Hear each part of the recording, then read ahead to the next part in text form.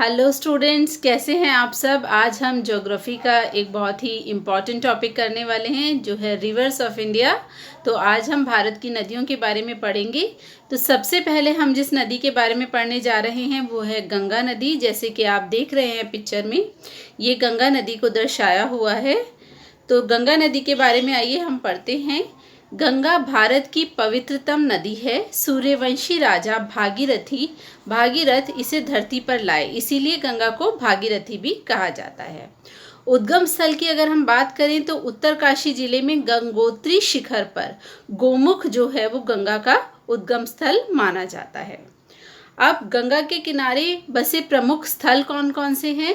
जी हाँ, गंगा के किनारे बसे प्रमुख स्थलों में है ऋषिकेश, हरिद्वार, प्रयागराज, काशी, पाटलिपुत्र आदि। ये गंगा नदी के किनारे बसे प्रमुख स्थल हैं।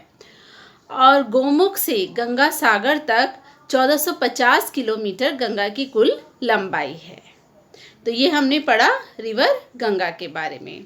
अब हम पढ़ने वाले हैं रिवर यमुना के बारे में, यमुना नदी के बारे में। तो आप देख रहे हैं यमुना नदी गंगा के साथ साथ आ रही है और ये भी बे ऑफ बंगाल की खाड़ी में गिरती है। तो यमुना नदी के बारे में अगर हम पढ़ते हैं तो यमुना उद्गम स्थल यमुनोत्री शिखर है। यमुनोत्री में यमुना का उद्गम स्थल माना जाता है। यमुना के किनारे बसे प्रमुख शहरों को अगर हम देखें तो वो है दिल्ली, मथुरा, वृंदावन, आगरा।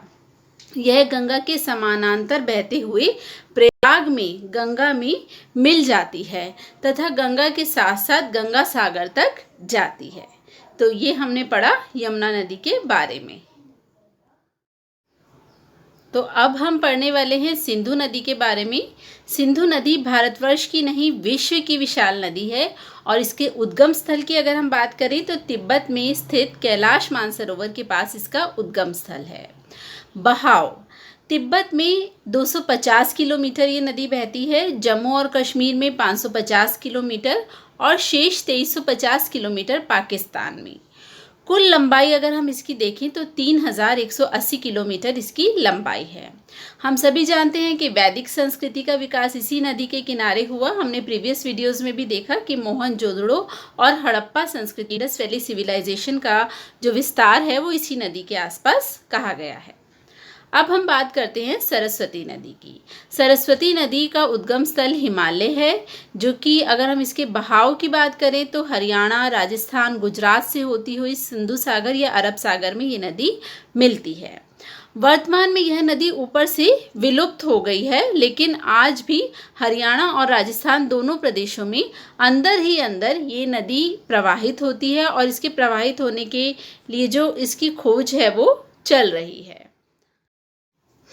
और अब हम बात कर रहे हैं गंडकी नदी की। जो गंडकी नदी है इसका उद्गम स्थल नेपाल में मुक्तिनाथ से थोड़ा आगे दामोदर कुंड से ये नदी निकलती है। बहाव की अगर हम इसकी बात करें तो बिहार राज्य में प्रवेश करती है ये नदी और गंगा में मिल जाती है। इस नदी में प्राकृतिक और विभिन्न रूप से स्वरूप वाले शिलाग्राम प्राप्त होते हैं। अब हम बात करते हैं ब्रह्मपुत्र नदी की।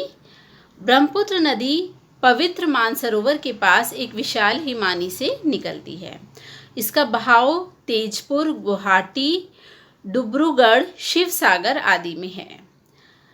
तिब्बत में इसको सांपो तथा अरुणाचल व असम में इसे लोहित कहा जाता है और इसकी कुल लंबाई जो है वो 2900 किलोमीटर है।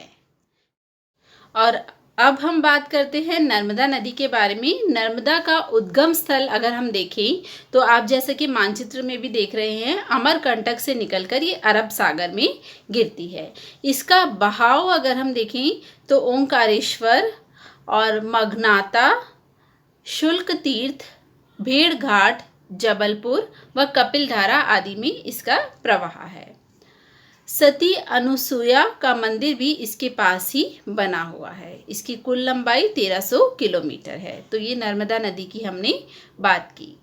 अब हम बात करते हैं गोदावरी नदी की, जो कि भारत की एक प्रमुख नदी है।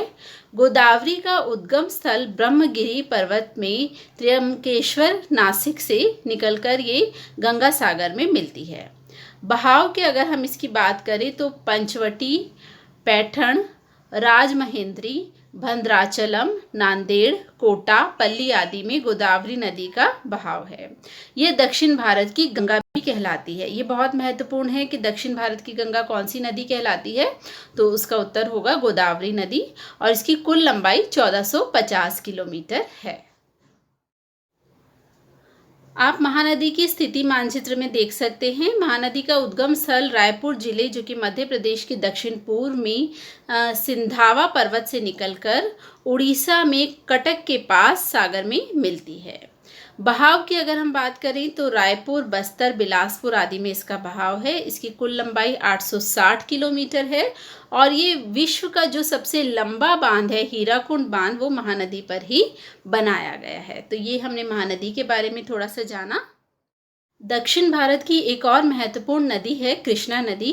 कृष्णा नदी का जो उद्गम स्थल है वो सह्याद्री पर्वत में मालाबार में महाबलेश्वर के उत्तर में स्थित कराड नामक स्थान से ये नदी निकलती है और निकलकर गंगा सागर में मिलती है। इसके बहाव की अगर हम बात करें तो सतारा, सांगली, रायचूर, विजयवाड़ा, नागार्जुन सागर में इसका बहाव है। इसकी कुल लंबाई जो है वो 1280 किलोमीटर है। दक्षिण भारत की एक और महत्वपूर्ण नदी है कावेरी नदी। कावेरी नदी आप मानचित्र में देख रहे हैं कि इसका बहाव किस प्रकार है। उद्गम स्थल की अगर हम इसकी बात करें तो कुर्ग जिले से निकलकर ये जो है सागर में मिलती है और सह्याद्री पर्वत से ये निकलती है। बहाव अगर इसका हम देखें तो श्रीरंगपट्टनम, शिव समुद्रम, श्रीरंगम, तंजावुर, कुंभकोणम और त्रिचिरापल्ली में इसका बहाव है और इसकी कुल लंबाई 800 किलोमीटर है। तो ये हमने बात की कावेरी नदी के बारे में। आप इसका बहाव देख सकते हैं किस प्रकार है।